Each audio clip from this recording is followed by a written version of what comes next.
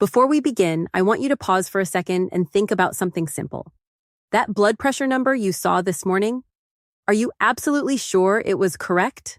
Not close, not probably fine, but truly accurate. Because here's something I've learned after years of talking with people our age. Most home blood pressure readings aren't wrong because of the device. They're wrong because of tiny everyday habits we don't even notice. Small things. Things that seem harmless. But they quietly change the number on the screen. Sometimes higher, sometimes lower. And when the number is off, even a little, it can create unnecessary worry or false reassurance. Neither one helps. So today, I want to walk you through this calmly and clearly. No fear, no panic, just practical guidance, like a neighbor explaining something over the fence. I'm not a doctor, and this isn't medical advice. I simply spend a lot of time studying healthy aging and listening to real people who monitor their blood pressure at home. And again, I see the same thing. Good people doing their best, but measuring the wrong way. Let me tell you about a woman I'll call Margaret. Margaret was 68, a retired teacher, very organized, the kind of person who labels her spice jars and keeps a notebook for everything. Every morning, she checked her blood pressure. Same chair, same time. Very disciplined. For years, her numbers looked steady and comfortable. Then suddenly, they jumped. One morning, it was much higher than usual. The next day, still high, then again. She got scared. She thought something serious was happening. She called her clinic. Felt anxious all day. Couldn't concentrate. But here's the interesting part. Nothing had changed about her health. She hadn't changed her food, hadn't changed her sleep, hadn't changed her medication. She'd only changed one tiny habit. Her daughter had encouraged her to move more. So Margaret started walking to the end of the driveway each morning to get the newspaper. Just a minute or two of walking, then she climbed the stairs back inside, sat down, and immediately measured her blood pressure. Seems harmless, right? Just a short walk. But here's what many people don't realize. Even light activity wakes up your heart and circulation. Your pulse rises a little. Your blood vessels adjust. Your body is still active, not resting. So when you measure right away, you're not measuring your true resting blood pressure. You're measuring your just finished moving around pressure. And that can easily add 20, 30, sometimes even more points. When Margaret started sitting quietly for 5 minutes before measuring, her numbers went right back to normal. Nothing was wrong with her heart. Nothing was wrong with her monitor. She just needed rest time. And this is something I gently recommend to everyone. Before you take a reading, sit down. Feet flat on the floor, back supported, no talking, just breathe quietly for 5 full minutes. Let your body settle. Think of it like letting snow fall to the bottom of a snow globe before you look through the glass.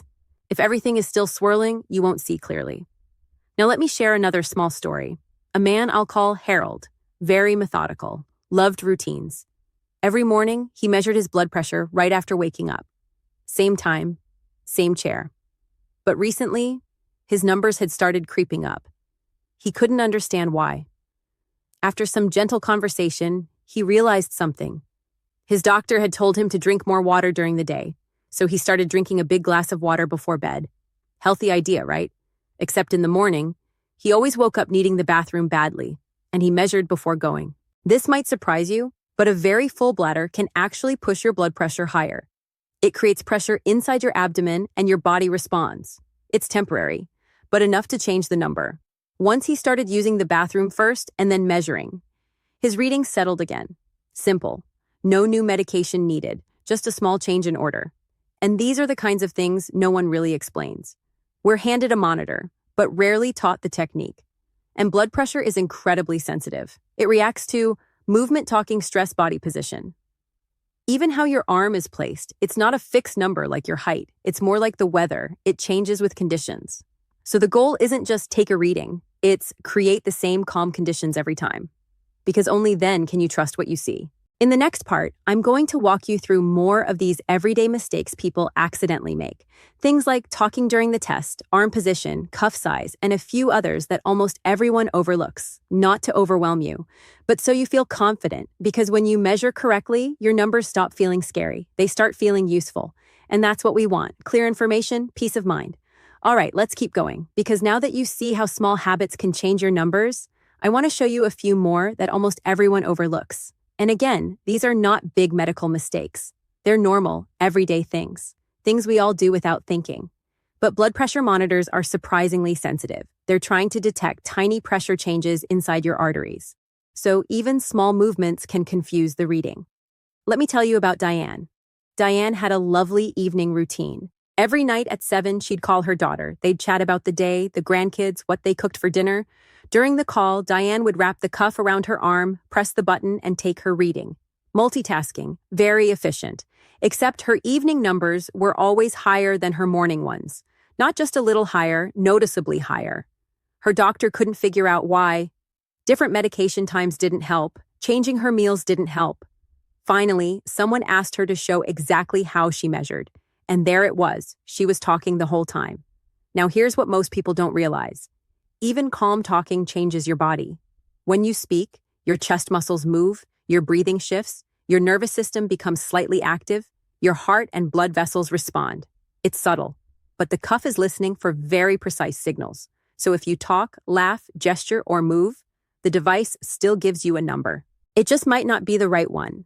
When Diane started measuring in complete silence, her evening readings matched her morning ones almost perfectly.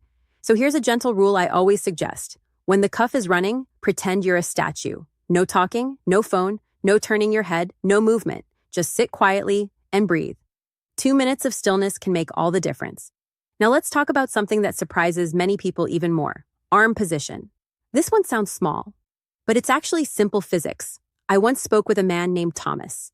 At home, his readings were always low and perfect, but at the clinic, they were higher. He thought his home monitor must be broken, so he bought another. Same result. Finally, someone asked him to demonstrate how he measured. He sat on the couch and held his arm out in the air while the cuff inflated. Just holding it up. Seems harmless, right?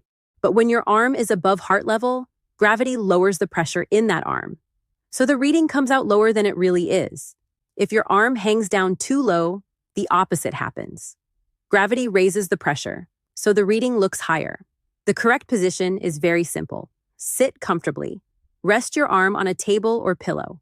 Make sure the middle of the cuff is level with your heart, roughly the middle of your chest. And most important, don't hold your arm up with muscle effort. Let it relax completely.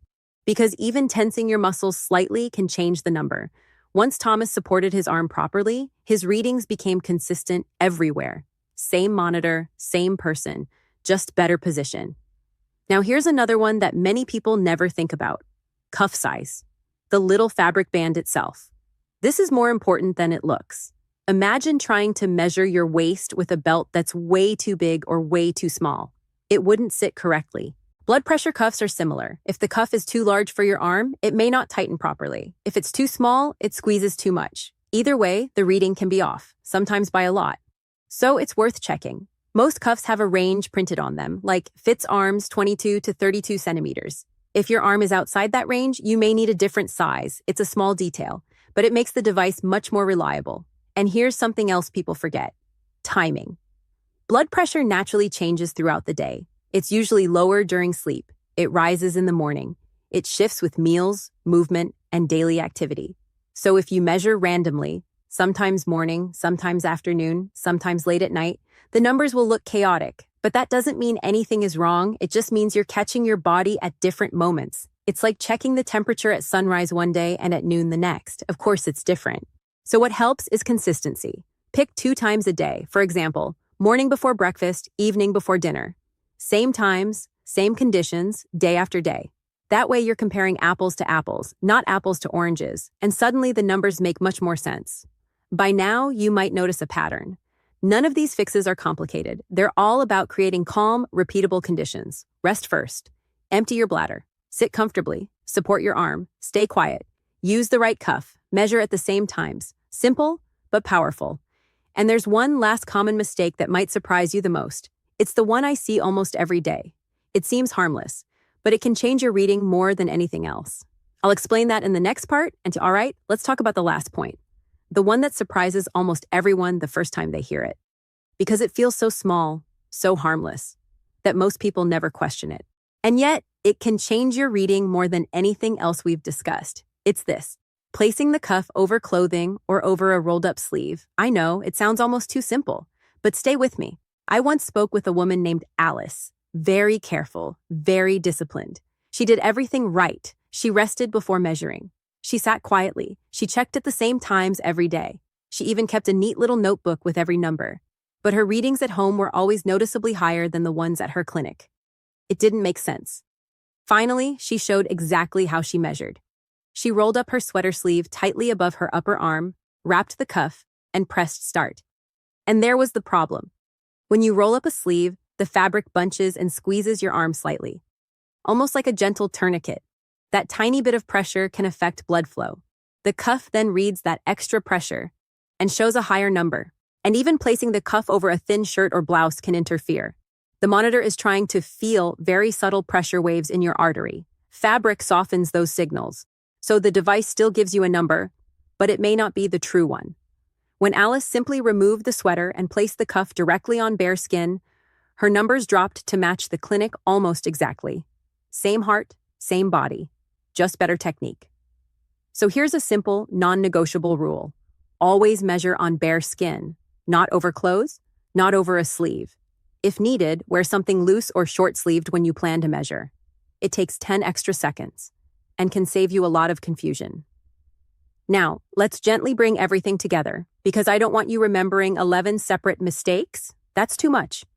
Instead, I want to leave you with one calm, easy routine you can follow every time.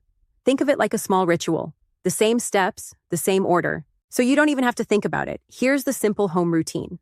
First, choose consistent times each day. For many people, morning before breakfast, evening before dinner. Second, prepare your body, use the bathroom, avoid caffeine or heavy activity for about 30 minutes if you can. Third, sit comfortably. Chair with back support, feet flat on the floor, no crossing your legs. Rest your arm on a table or pillow so it's level with your heart. Fourth, place the cuff directly on bare skin. Snug, but not too tight. Fifth, sit quietly for 5 minutes. No phone, no talking, no television. Just breathe slowly, let everything settle. Sixth, take your reading. Stay still and silent while it runs. Then wait a minute and take a second reading. Some people even take a third and average them. This helps smooth out little variations. Finally, write it down. Date, time, numbers. Because patterns over days and weeks matter more than any single reading. That's it. Nothing complicated, no special tricks, just consistency. And here's something I want you to remember. A single high number isn't an emergency, and a single low number isn't a guarantee. Blood pressure moves around naturally. What we care about is the overall trend, so try not to chase every number emotionally. Stay calm, follow the routine, collect good information, then discuss it with your healthcare provider when needed. When you measure this way, something nice happens. You stop feeling anxious about the monitor. It becomes a helpful tool instead of a source of worry. And that peace of mind matters just as much as the numbers themselves. Because our goal isn't just good readings, it's feeling steady, confident, and in control of our health as we age. If this guide helped you, keep these steps somewhere visible. Maybe a small note next to your monitor. And consider sharing this information with a friend or family member who also checks their blood pressure. Sometimes one small tip can make a big difference. Take care of yourself. Go gently. And remember, calm, consistent habits always work better than rushing or worrying.